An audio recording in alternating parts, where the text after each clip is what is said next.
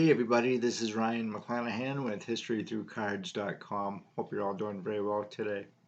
In this video, I want to share with you the life, career, and cards of Jack Hobbs. And this is a really interesting card here. This is a 1909 Wills from Australia. And I really haven't seen these cards outside of eBay. So when I did see them, I was like, yeah, I really want to pick up a few of these, thinking that they were, well, pretty big, right?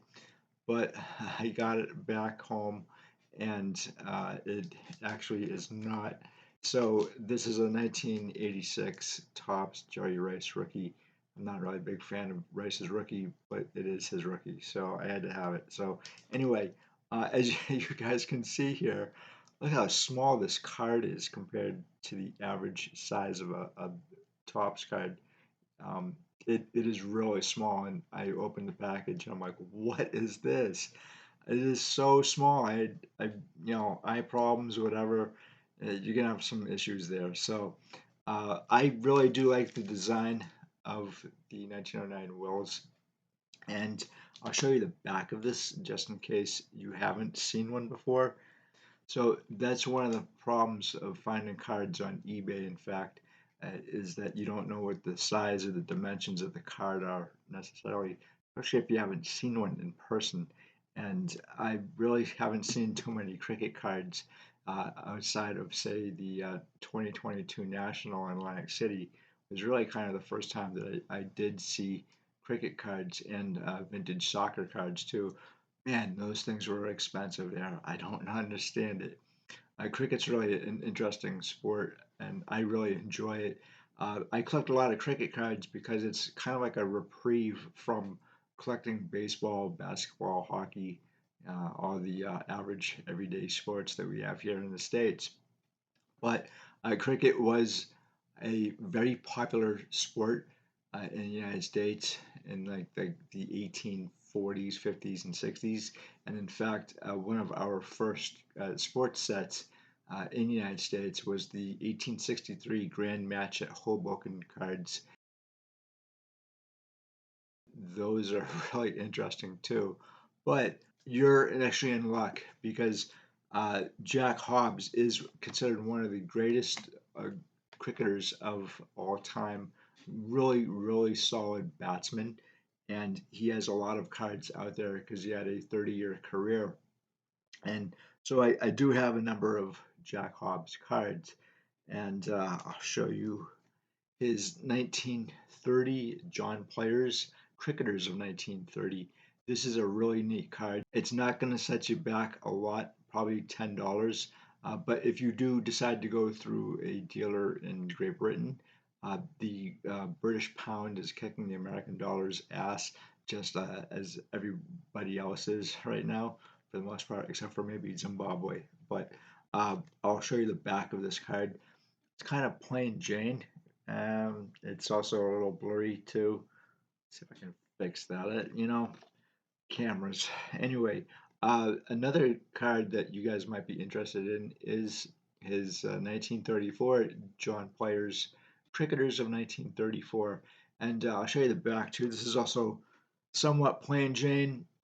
These cards are actually kind of interesting because you could glue them or paste them onto an album, and you can actually buy the entire set for probably $50 or so. Really cheap. Really neat set. I do enjoy it quite a bit, but I am a fan of cricket, and I thought today what I would do is share Jack Hobbs' story with you guys. A lot of his cards are, again, really cheap. You might have some difficulty trying to track down this card. It is a little bit on the expensive side. And when I picked this up, I also picked up the Victor Trumper as well. And probably like 2 years ago, I wouldn't know where to start, in fact, on collecting cricket cards. And I really did want to branch out into different sports.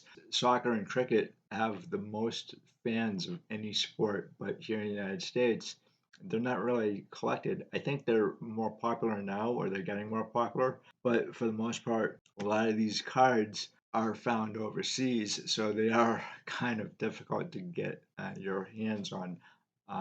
eBay is probably your best choice or your best bet to grab cricket cards. So today I thought I would go through Jack Hobbs' story. He does have some contemporary articles, but I don't really want to read from those because, again, like they're a little hard to read.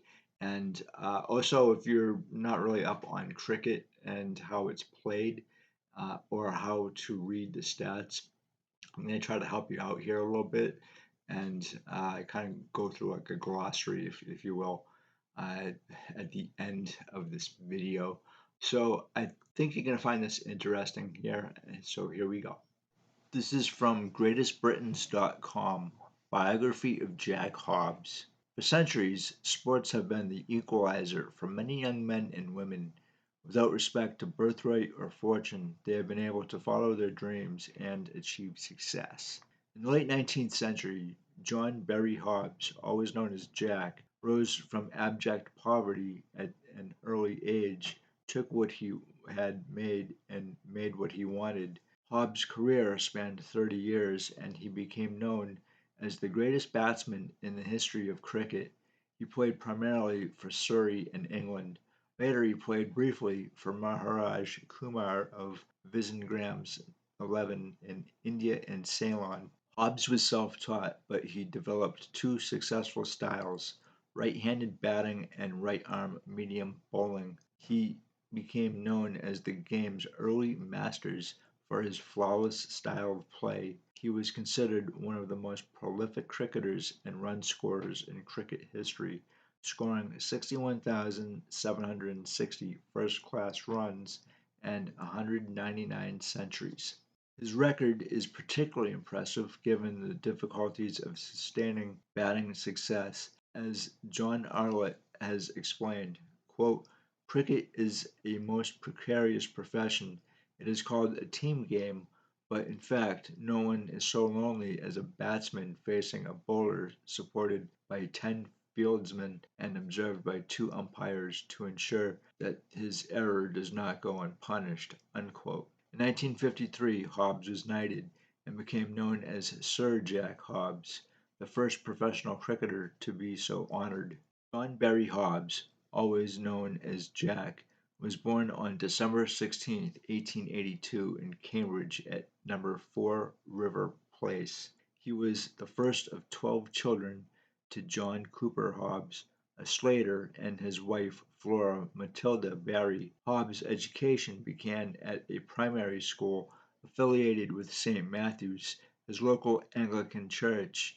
In 1891, at the age of 9, he enrolled at the York Street Boys' School, a free playing establishment. Later, he played cricket for the St. Matthew's choir team and the York Street team. At the age of 13, Hobbs left the York Street Boys' School and took a job as an errand boy. During the summer, he acquired a job at Jesus College as a college servant, chiefly assisting the cricket team. When Hobbs turned 16, he became an apprentice gas fitter. In 1901, at the age of 19, Hobbs played for Ainsworth against the Cambridge Liberals.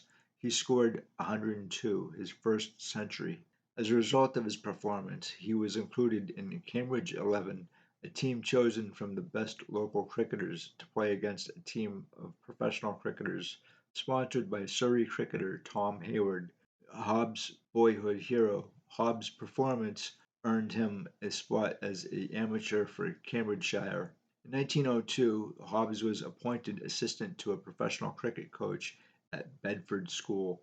His job was as a groundsman and bowling in the nets. He played for a team from the town of Royalston against Hertfordshire club and ground, scoring 119. His father died the same year, and his mother was left in great financial hardship with 11 young children to raise. Francis Hutt, a former friend and colleague of Hobbs' father, asked Tom Hayward to recommend Jack for the Surrey team.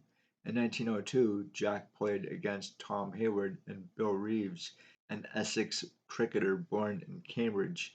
In 1903, Jack was called to Surrey and given a trial. he was offered a contract as ground staff at the Oval, the home ground to the Surrey Country Cricket Club. Hobbs discovered that he couldn't play for Surrey because he wasn't a resident. He moved to Surrey, and over the next 2 years he played with the two clubs, the Surrey Colts and the club and ground 11. On April 24, 1905, Hobbs made his debut for Surrey, opening the batting with Tom Hayward. They played against a team called Gentlemen of England. He made 18 in his first innings and 88 in the second innings. Later that season, in a county championship match against Essex, he made 155 in 3 hours in the second innings and so completed his maiden first-class century. Lord Dalmeny, the official Surrey captain, awarded Hobbs his county cap. During the 1906 season, Hobbs made 3 centuries and established an effective opening partnership with Hayward. By the end of the season, he had amassed 2,135 runs.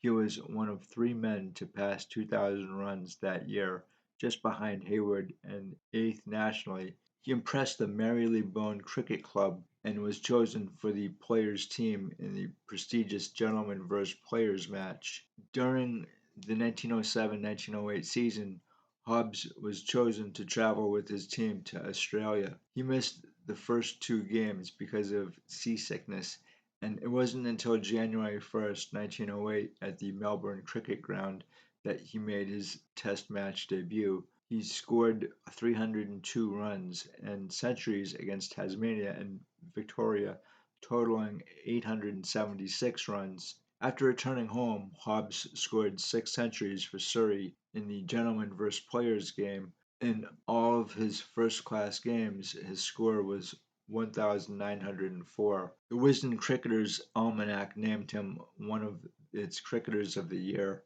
In the winter of 1909, Hobbs traveled to South Africa.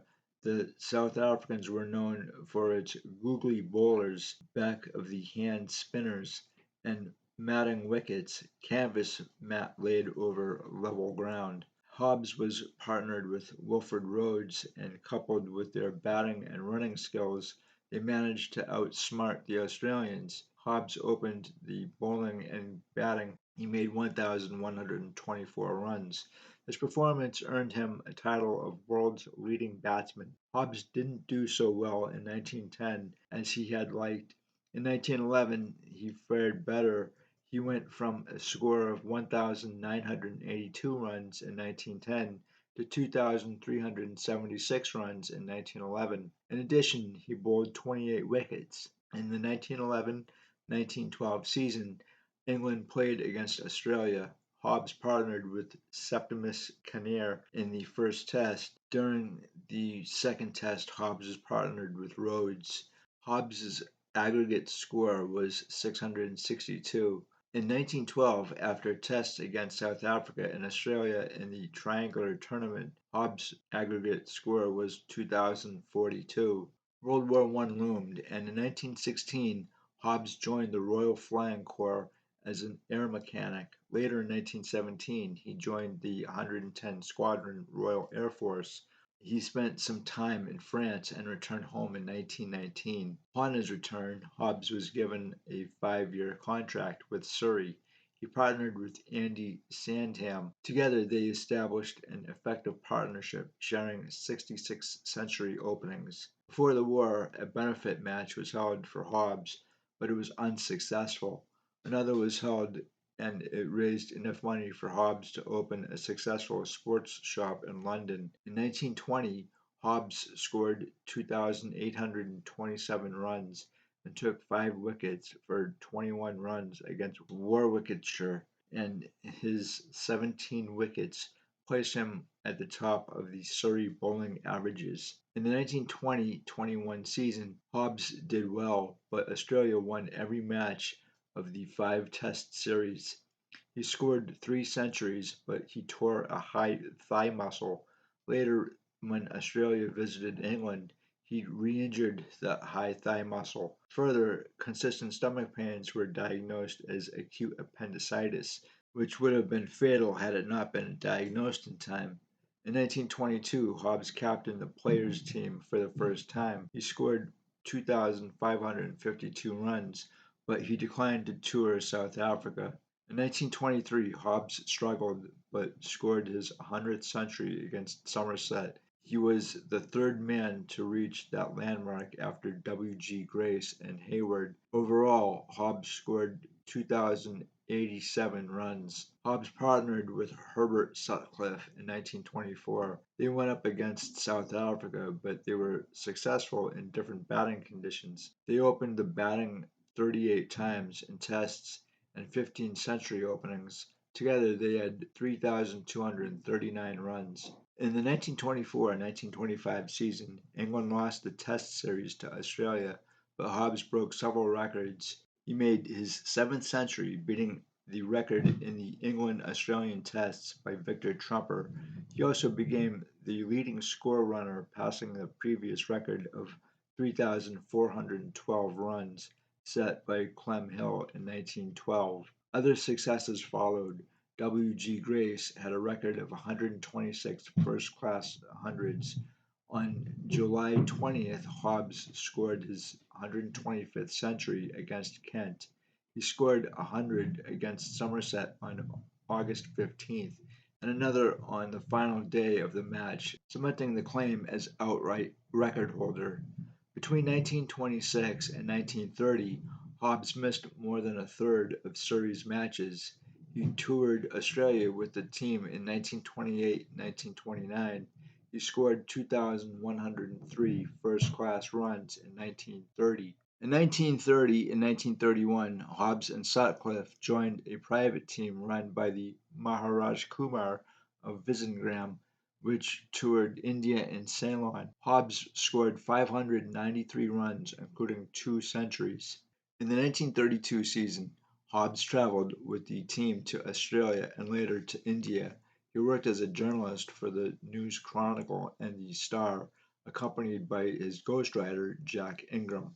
In 1934, Hobbs made his final first-class century against Lancashire. Prior to his retirement in 1935, Surrey constructed a new entrance to the Oval and it was named after him. For most of Sir Jack Hobbs' life, he was devoted to two things, cricket and family. In 1906, he married Alda Ellen Gates.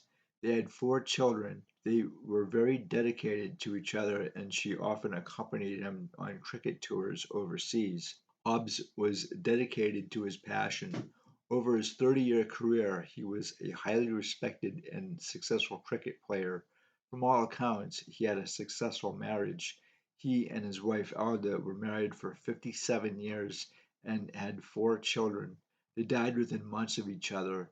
She in March 1963 and he on December 21st, 1963. He was buried in Hove Cemetery. So that's my look into Jack Hobbs, the master. And there's a lot of stuff on him actually. And he really did have a great career, and his cards are really cheap for the most part. There are a few exceptions, but there always are a few exceptions to the rule here. And I hope you guys enjoyed that. I really would like to thank Ryan Nolan because if it wasn't for him, I really wouldn't be collecting cricket cards here. I did see a lot of cricket cards on his channel, and I was really intrigued and wanted to look into these cards myself. And I've been doing it ever since and trying to follow the sport. And it's not easy, it really isn't. For me, baseball is really easy, it's like breathing. But for somebody outside of the United States or someone who really hasn't followed baseball, they might have a different opinion. And same with cricket as well. And so I'm a real big fan of cricket. And again, I said that it's a reprieve from collecting baseball or basketball or golf or tennis. And so that's what I kind of do here is go around and look for new cricket cards to collect and research the players and the cards themselves. So guys, thank you so much for stopping by. I greatly appreciate it as always. Let me know what you think of Jack Hobbs here. If you have any favorite cards or stories, definitely put them in the comment section below. I'd love to hear what you guys have to say as always. And until the next time, I will talk to you later. Have a good one. Bye. A set of 1934 or 19. Whoop, pick that up later. Or 1930. Yeah. Hold on a minute. Technical difficulties here. Okay, when cards drop, the Ryan McClanahan story. Anyway, so I wanted to tell you guys a little bit about